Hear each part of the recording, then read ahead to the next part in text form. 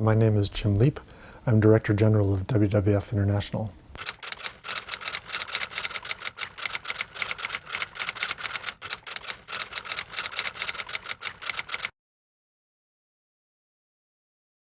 This year, WWF celebrates its 50th anniversary. And over that half century, we've found a way to make a difference on many of the most important challenges facing the planet.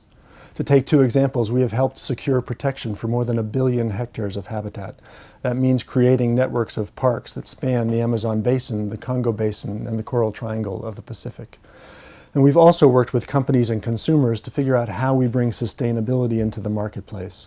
So today, consumers have the possibility of buying paper and wood products, seafood, and other commodities that come from people who are managing the resources in a way that helps sustain them for the future.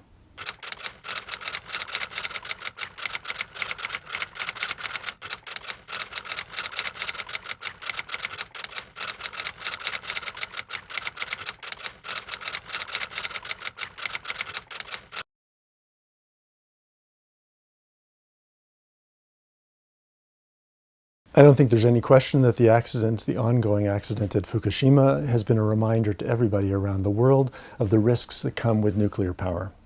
Now, it's impossible to predict what effect that will have on governments in various countries and the decisions they make about their energy future.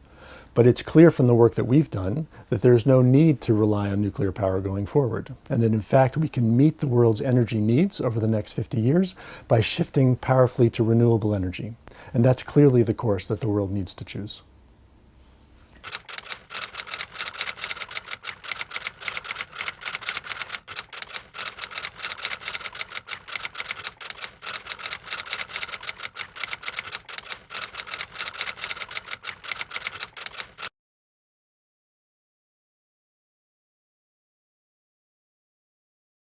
Climate change is the ultimate public good. We ultimately only meet this challenge if we find a way to act together to reduce emissions in every major emitting country around the world.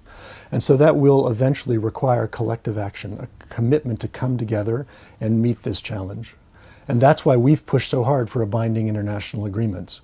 It may not yet happen this year, but it needs to happen, and it needs to happen soon, and we will be fighting hard in that cause.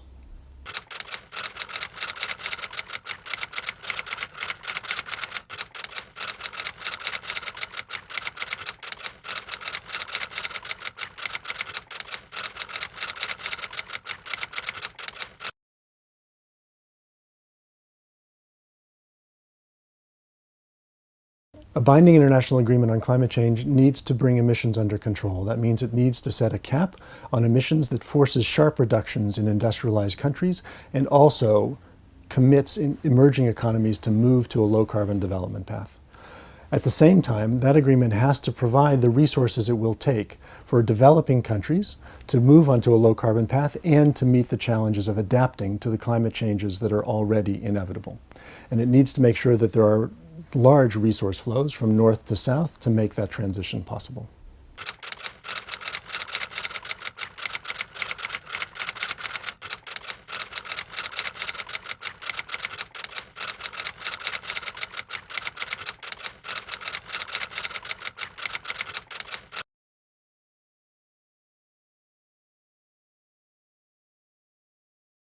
So I think WWF can and is playing several roles that are important here.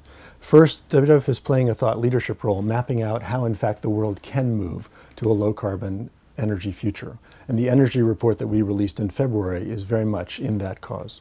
Secondly, I think WWF has an important role to play in working closely with government, industry, consumers, and other stakeholders to help the large emitting countries move onto a low-carbon path.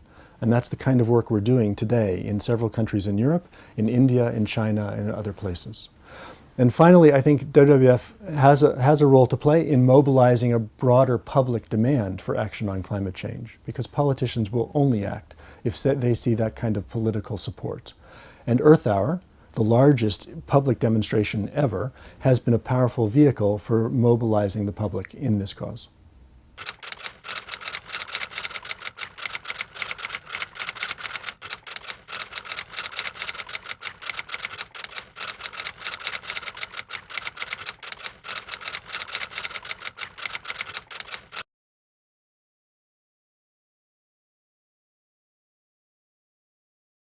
Well, the Rio 2012 is now barely more than a year away, and I think it's important for all of us to figure out how we can use that to propel action towards a green economy.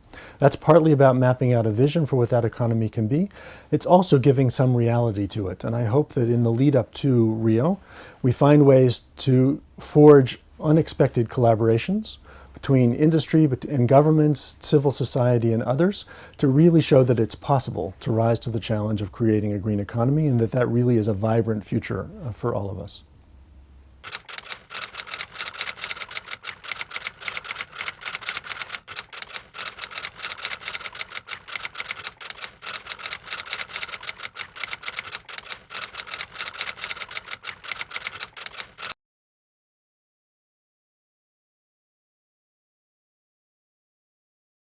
We've been working on greening GDP and related issues for a long time, and I think it's fair to say that this is an idea whose time is beginning to come. You see growing interest and growing attention both from intellectual leaders and from government leaders to the need to find some way to bring sustainability into the indicators by which we manage our national economies.